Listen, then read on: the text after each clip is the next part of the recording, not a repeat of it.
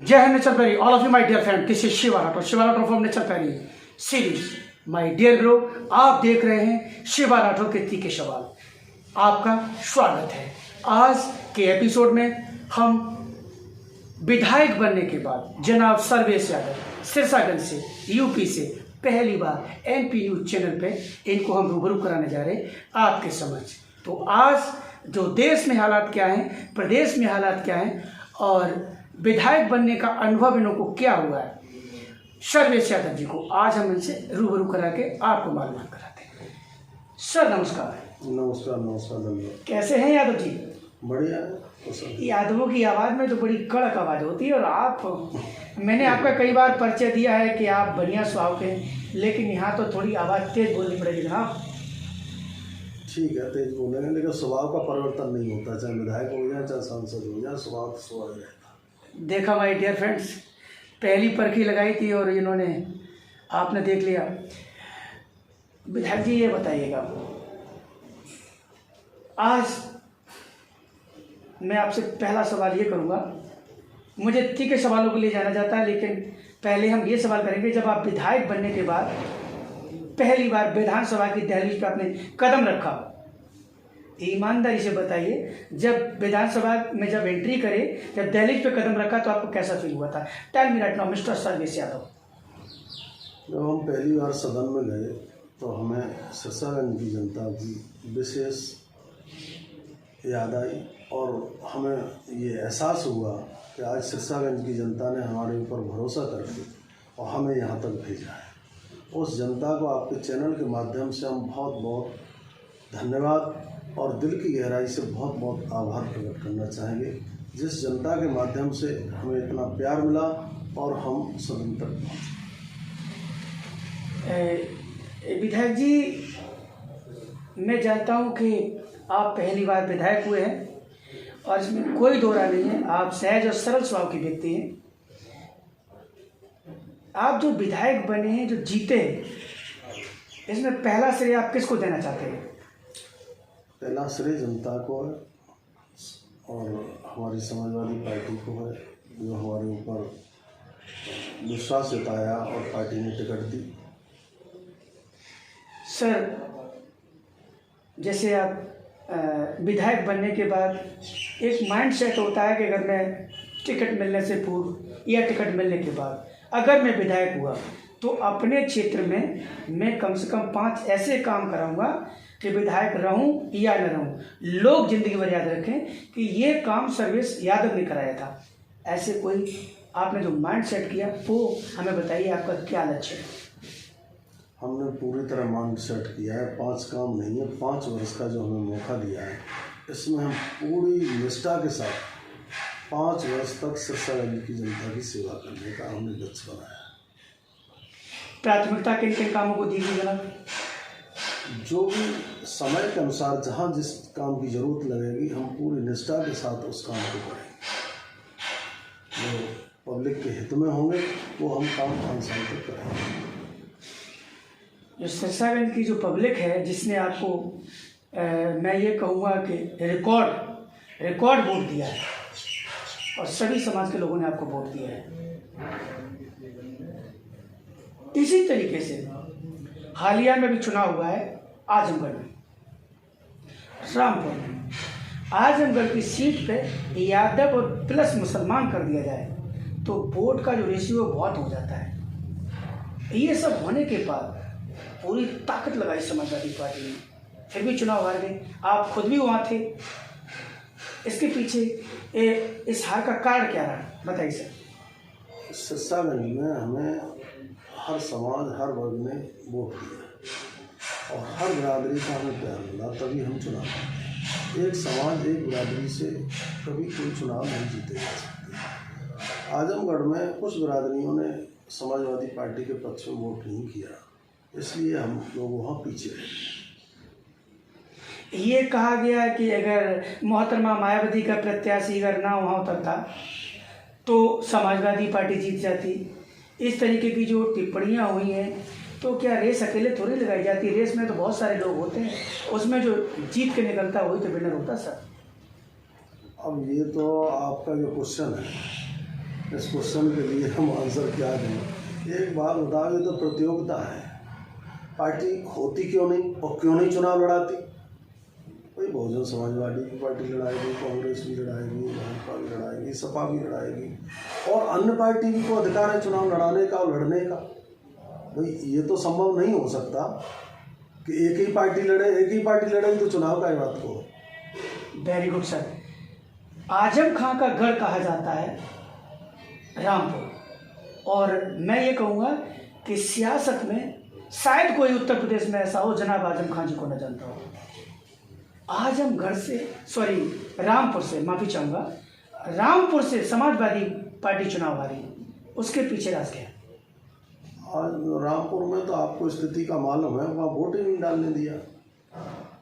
वहाँ तो प्रशासन ने इतनी ज़बरदस्ती की गई, और वो तो सरेआम पूरा देश देख रहा है उस चीज़ को कि जो पोलिंग 2000 वोट किए हैं, 1800 वोट किए हैं, उन पर 6 वोट निकल रहे हैं, 10 वोट निकल रहे हैं। सर थोड़ा तेज बोलिएगा प्लीज़। वोट ही नहीं डालने दिया रामपुर में। तो प्रशासन ने इतनी सख्ती कर दी कि एक बिरादरी विशेष को वोट बिल्कुल ही नहीं डालने दिया। वहाँ जीत का कारण वोट न डालने। अच्छा एक बात बताइए सर, मैं पीछे जाता हूँ समाजवादी पार्टी। समाजवादी पार्टी में जब से मैंने होश संभाला है, नेताजी माननीय मुलायम सिंह यादव जी अगर एक बार हारते थे तो दूसरी बार वो सत्ता में आ जाते थे। जब से मैंने होश संभाला, उन्होंने हारने की सीरीज कभी नहीं बनाई नेताजी ने। 2012 में समाजवादी पार्टी जब पावर में आई तो उससे पूर्व में मायावती जी की सरकार थी। मायावती जी का दूर करके भयंकर विरोध था, और लोग भाजपा को वोट नहीं करना चाहते थे, समाजवादी पार्टी को बम पर वोट किया। पूर्ण बहुमत से समाजवादी पार्टी सरकार में आई। उसके बाद समाजवादी पार्टी ने हार की सीरीज बना डाली। ऐसा क्यों? जनता सर्वोपरि है। जनता जो भी चुन के देती है उसे हम लोग मान्य करते हैं। अब सीरीज बनाई, क्या बना, कैसे बना, क्यों नहीं वोट दिया, इन सब चीज़ों का तो बहुत सब कुछ जा चुका है। जो भी दिया वो हम लोगों को स्वीकार है, और हम लोग पूरी तरह से जम के उस चीज़ को लड़ाई लड़ेंगे। सदन से लेकर रोड तक लड़ाई लड़ने की जरूरत पड़ेगी तो उस पर जो जनता ने दिया उसे हम लोग स्वीकार कर रहे हैं, आगे मौका देखेंगे। सर मुझे तो ऐसा लगता है कि मैं तो विचार दे रहा हूँ अपना कि विपक्ष और सरकार एक हो गए।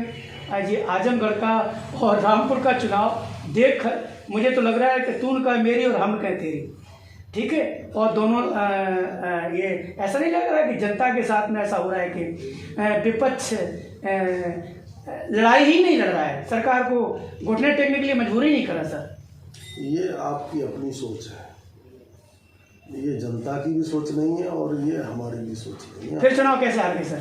चुनाव हारना जीतना अलग विषय है, लेकिन आपका जो क्वेश्चन है वो बिल्कुल हटके है। वो आपकी अपनी ओपिनियन है, अपनी सोच है। ये तो मैंने कहा है मेरी सोच है। नहीं तो हमारी सोच इसमें नहीं है, आपकी सोच में हमारी सोच समावित नहीं है।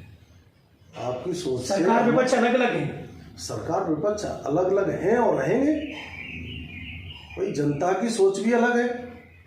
वोट हमको भी बहुत बड़ी तादाद में मिला है, हमारी पार्टी को बहुत बड़ी तादाद में वोट मिला है। ये आप कैसे कह सकते हैं? बहुत सारी विधानसभाएं जो छू के उतर गई जीतने से, वो तो मैं जानता हूँ। बहुत सारी विधानसभाएं जो जीतने के थोड़े मार्जिन से हारी हैं। आप ये कैसे कह सकते हो? इतनी बड़ी परसेंट में वोट मिला हमें, और आप कह रहे हो कि विपक्ष एक है। विपक्ष कैसे एक हो जाएगा? पब्लिक ने हमें बहुत बड़ा प्यार दिया है, हमारी पार्टी को प्यार दिया है, बहुत बड़ी तादाद में वोट मिला है। अब वो कोई किन्हीं कारणों से हम लोग थोड़े से पीछे रह गए तो वो एक बात अलग है। भाई जनता का भी प्यार हमारे राष्ट्रीय अध्यक्ष जी और हमारी पार्टी के प्रति बहुत अच्छा है। अच्छा सर ये बताइए मुझे, जो अभी उदयपुर की जो जघन्य अपराध हुआ है, जो मैं कहूँगा कि एक दिल दहलाने वाली घटना हुई है, उस घटना के बारे में आपकी क्या राय है? ये घटना तो गलत है। किसी के साथ अगर इस तरह का अन्याय होता है तो वो तो गलत है ही, घटना गलत है। सर ये जो नेता लोग जो मीडिया के उस पर डिबेट पे जाके जो सस्ती पब्लिसिटी के लिए जो बयानबाजी करते हैं, इस तरीके की, और मीडिया भी अपने यहाँ बुला के इस तरीके के जहरीले बयान, मैं कहूँगा कि समाज का जो एक एकता है, अखंडता है, संप्रभुता है, उसके लिए जो खतरा पैदा होते हैं, उनको क्यों ऐसा हो रहा है, बताइए सर। उसमें नेता ही गलत नहीं, बयान जो नेता दे रहा है, क्वेश्चन मीडिया वाले ऐसे अटपटे कर रहे हैं, जो अटपटे क्वेश्चन में कभी कभी आवाज़ में आके नेता भी कुछ कह देते हैं तो नेता टून बना ली जाती है, लेकिन मीडिया जो क्वेश्चन कर रही है उसकी कोई टून नहीं। इस तरह के अटपटे क्वेश्चन कर दिए जाते हैं कि नेता को मजबूरन उसका जवाब देना पड़ता है। तो मीडिया भी इसमें उतना ही दोषी है जितना नेता दोषी है, उससे ज़्यादा मीडिया दोषी है।